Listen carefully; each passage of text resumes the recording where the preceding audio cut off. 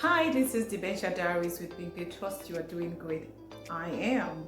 Alright, so I have a question for today, which is, do medications help with dementia? I have a lot of residents who take medications for one thing or the other. Sometimes it's for anxiety, and then other times it's for those other behaviors that dementia presents. Most of the time to just calm them down. Nothing, because if you ask me if those medications take away dementia, it does not. They do not take away dementia, because they still come back and they remain the same people. However, there are activities that slow down the decline, and those activities help with procedural memories, and that is why I'm in the position that I take right now. I'm so excited that I get to go there every day and make them happy and make them do things that they're able to remember me by such that even when I'm not around, they're like, where is Bimbe? I love those stories. Okay, so let me go to what I have for you today. I did mention that I was going to talk about why a few of my mother's friends pulled back. But before then, watch me do this little exercise. I have 2 lemons in my hands and I'm going to juggle them. These lemons, imagine that I have 20 more or even more. Let's imagine life, different experiences in life in these lemons. So let's start. So I juggle and juggle and juggle and juggle. Let's say my left hand is my brain and this lemon is my childhood, because that is what I said. The lemons represent different sides or different experiences in our lives. So suddenly, even though I'm a full-grown adult, this lemon, which represents my childhood, has dropped in my brain, and that's what I'm going to keep talking about. My dad bought me a lovely pink and white dress when I was a little child. It was my favorite. I loved wearing it every day. And someone says to me, really? And I go, once again, I had this pink and white dress. I wanted to wear it all the time. Trust me, I can say the same story for 30 minutes without realizing that I have said the same thing.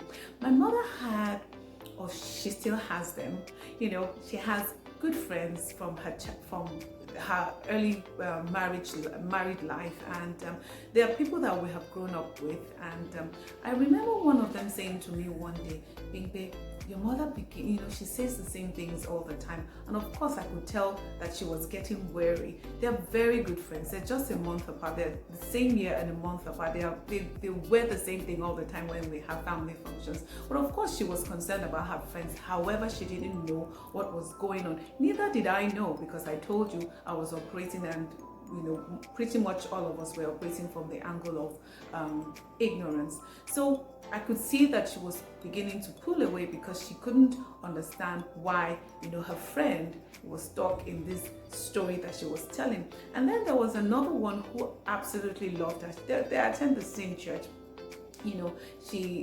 My mom talks about her all the time. She's just absolutely in love with this woman. She could visit, and she visits everyone. My mother is the one who is looking for family members. She's always concerned about everyone.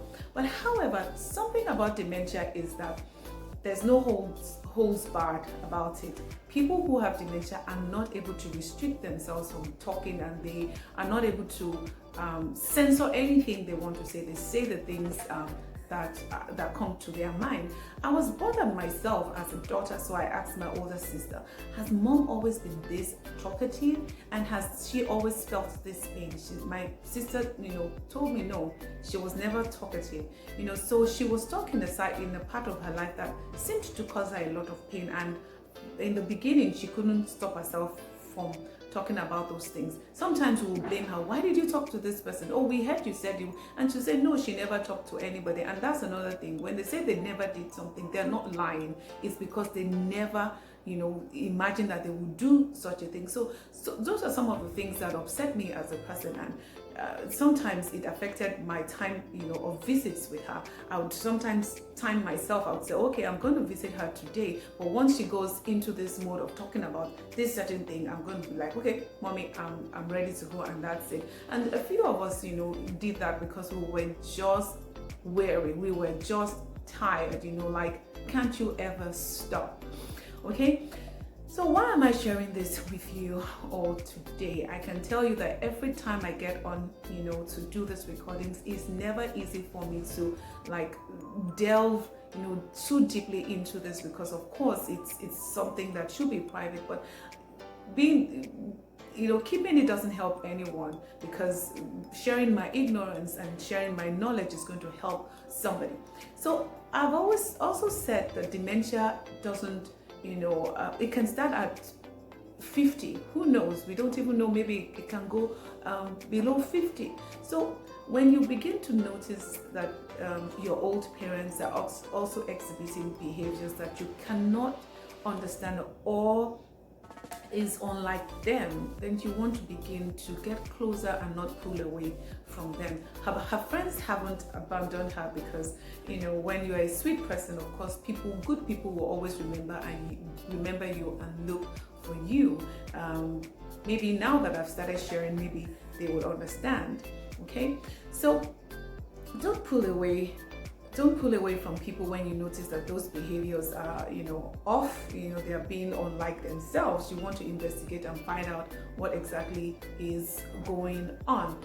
The other thing that you also want to do is you want to keep our parents really engaged, because I think one of the other things that sped the decline was that we all got married, everyone has gone their way, so she was always by herself in the house, of course with a housekeeper, but your housekeeper cannot ever take the place of your child, so, and they had little conversations because there was pretty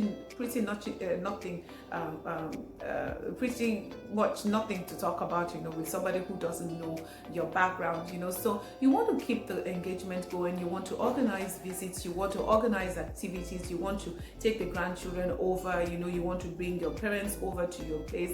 And when you bring them over, another thing is that with time they want to go back home. This juggling never stops, so imagine again, you're in your house, you're thinking, oh, I'm gonna have her for 2 months, and then this thing drops again on the brain and it says, I have a meeting with my group in church, I have to go home. As a matter of fact, they're going to be in my house in another 30 minutes and I have to go. When that thing says to them they have a meeting, trust me, nothing can hold them. So you will have those episodes where they want to just go away, and those are some of the things that we encountered with her. We didn't understand why. We just felt she was being difficult, but truly it was something that was going on in her head that we didn't know. So again, don't pull away. If you have friends, encourage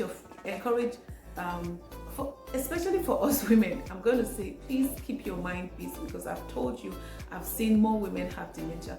Keep our parents busy, even if it's a small side trade that they can do just around the house where people come and there's that engagement, they're always conversing with other people. It is very healthy for them. Like I said, you want to make sure that they are constantly engaged in doing things and they are not left by themselves a whole week, 2 weeks, where they are not communicating with other people, because that is the greatest way, for you to speed up the decline of somebody who has a degeneration in brain cells. Yeah, that said, I hope you have learned something today, and until next time, I want you to please keep sharing, keep liking, and of course keep the questions coming. Thank you so much for watching.